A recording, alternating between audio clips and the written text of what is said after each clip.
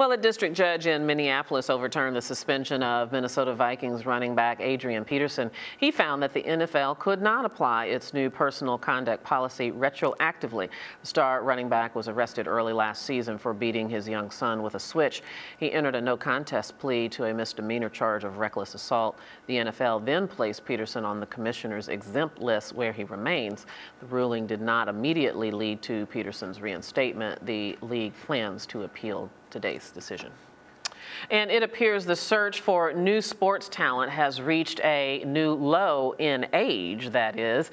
NBA star LeBron James recently spoke out about his 10-year-old son, LeBron James Jr., getting recruiting letters from colleges. LeBron Jr. is already showing signs of following in his father's footsteps. He recently led his team to a national championship.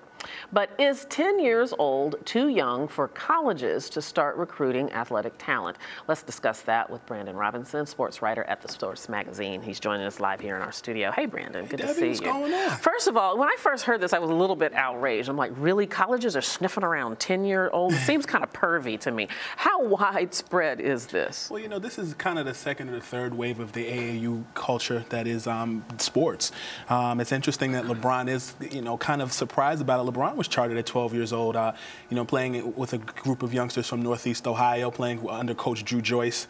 He and his high school teammates, they actually made a movie about More Than the Game, which actually chronicled LeBron's life from high school on. But LeBron was spotted at 12 years old. He and I are the same age. So I remember reading about LeBron in Slam magazine at a young age. That almost makes a little more sense. I can understand when they get to the sort of pre-adolescence, you know, they get closer to the, you know, the size they're going to be when they become men. But 10 years old, how young do they start looking at these kids? It starts young. You know, it kind of takes me back to comm classes in college, where we talked about technological determinism. And, you know, technology changes. Now you have YouTube, you have Twitter, you have Instagram, you have all these things where it profiles kids younger and younger. But I think entertainment and sports so intertwined. When I was writing for MaxPreps.com, I profiled Cordell Brodus, son of Snoop Dogg, and Nigel Hale, son of the late rapper Nate Dogg. And, you know, those guys are around a lot of entertainers and a lot of sports young. So in a lot of respects, they become child prodigies young. They learn the game young. I've checked out LeBron James Jr. Bronny could play.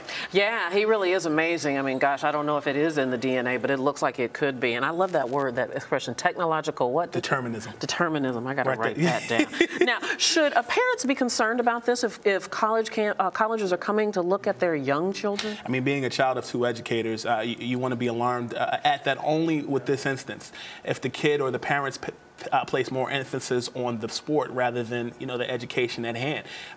You know, if you want to play a college sport, the education still comes first, because if you're not getting the minimum GPA and the minimal SAT scores, you're not going to play.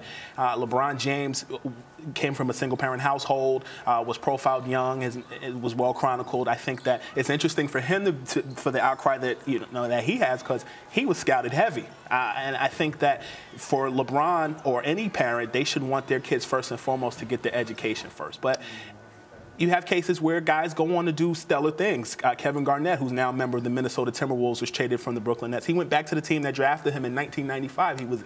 He was 18 years old, drafted at a Farragut Academy in Chicago. He'll play about 2 more years. He'll retire, and probably will have a part ownership with Coach Flip Saunders with the Minnesota Timberwolves. So you got to think long term. I think that LeBron you certainly do. Yeah, you got to think long term, but the schoolwork comes first. And I think that if you have a business mindset, you got to have the right people around you that anchor you in that direction. Well, and it's important to note that LeBron James did decide to skip college and go right into exactly. Had he went to college, probably went to Ohio State University.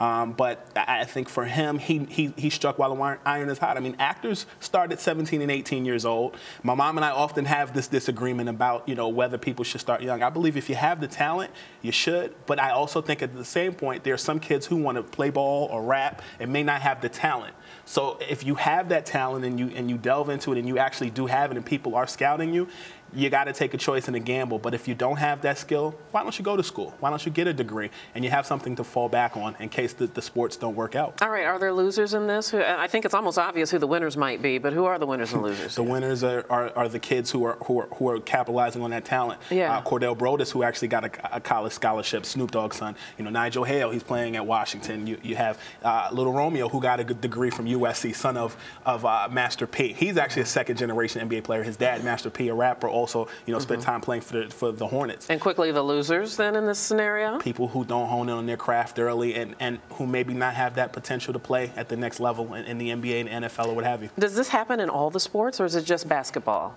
No, I mean, Tiger Woods was a child prodigy. Alex Rodriguez was a child prodigy. But was he recruited by a college? He went to Stanford. Well, I know he went to Stanford, but was he recruited when he was 10? I don't think he was 10. He was 12, 13, 14 years old. And I think that, he had the skill, and he went to Stanford for a year. I think the rules for golf are definitely different. Yeah. Monet Davis. All right. We got to leave it right there. And can't forget about Monet Davis with the Baseball Little League. Great basketballer, though. She shook Kevin Hart in the celebrity game. Thanks, Brandon Robertson. Always good to see you. Okay, we're done. Thank you so much for being with us. We'll see you tomorrow. Bye-bye.